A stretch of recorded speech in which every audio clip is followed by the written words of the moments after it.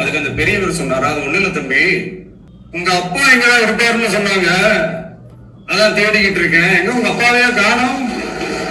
CM Vijay అసెంబ్లీలో ఒక కథ చెబుతూ ఆ కథలో బాలుడిని మీ నాన్న ఎక్కడ్రా అని ఒక అతను అడిగాడంట.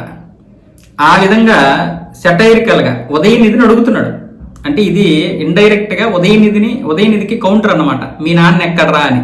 స్టాలిన్ ఎక్కడ అని అడుగుతున్నాను. దీన్నేమొచ్చేసి చాలా మంది విమర్శించారు, విజయ్నే విమర్శించారు. వ్యక్తిగత విమర్శలు చేయకూడదు, అతను ఓడిపోయాడు కాబట్టి అతని గురించి మనం మాట్లాడకూడదు, అసెంబ్లీకి రానేటువంటి వ్యక్తి గురించి ఎందుకు మాట్లాడాలి, ఉదయనిధి ఏదైనా మాట్లాడితే ఇక్కడ మనం ఉదయనిధికి మాత్రమే కౌంటర్ ఇవ్వాలని ఇప్పుడు విజయ్కి సపోర్ట్ చేసినటువంటి ఆ తోక పార్టీలు, అలాగే విజయ్ పార్టీలో ఉన్నటువంటి కొంతమంది కూడా కొంచెం విమర్శించారు. అటువైపు ఏమొచ్చేసి ఉదయనిధికి ఈ విషయంలో బాగా మండింది. మా నాన్న త్వరలోనే వస్తాడు, మా నాన్న గురించి నువ్వేం వెయిట్ చేయాల్సిన అవసరం లేదు, ఆయన రావాల్సిన సమయానికి ఆయన వస్తాడని చెప్తున్నాడు. అంటే 6 నియోజకవర్గాల్లో ఉప ఎన్నికలు ఉన్నాయి కదా, అన్నా డిఎంకేకి చెందినటువంటి ఎమ్మెల్యేలు 5 మంది రాజీనామా చేశారు. అలాగే విజయ్ 2 చోట్ల గెలిచాడు కాబట్టి ఒకటి తిరుచి ఈస్ట్లో రాజీనామా చేశాడు. ఈ 6 నియోజకవర్గాల్లో త్వరలో ఉప ఎన్నికలు ఉన్నాయి, అందులో పోటీ చేసి గెలవడానికి తీవ్ర ప్రయత్నాలు చేస్తున్నాడు స్టాలిన్. అప్పుడు అక్కడ గెలిచి త్వరలో వస్తాడని చెప్పే ఉద్దేశంతో మాట్లాడాడు. అంతేకాకుండా ఉదయనిధికి ఎంత మండిందంటే, ఒక భార్య చెంగల్పట్టు కోర్టులో తన భర్త కోసం వెతుకుతుంది అని చెప్పి సంగీత గురించి కూడా మాట్లాడాడు. అంటే విజయ్ చేసింది ఒక వ్యక్తిగత విషయం, అంటే విజయ్ చేసింది కూడా వ్యక్తిగత విమర్శ.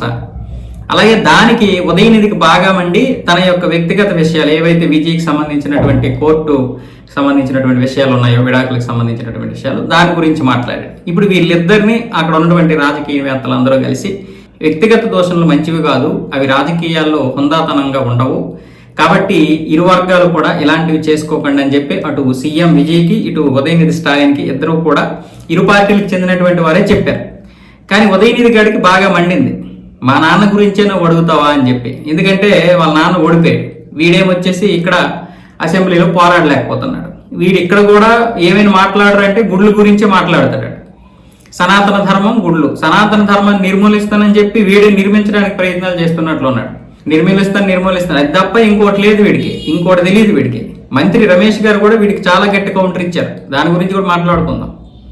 వీడు అని ఎందుకు అంటున్నానంటే, వీడిని అంతకు మించి దరిద్రమైన బూతులతో తిట్టవచ్చు, కానీ ఉదయనిధి లేదా ఉదయనిధి గారు అనేటటువంటి హోదా వీడికి లేదు. అలా అంటే అది పెద్ద బూతు. ఉదయనిధి గారు అన్నామంటే అంతకంటే పెద్ద బూతు లేదు. ఇలాంటి వెధవల్ని అలాగే అనాలి.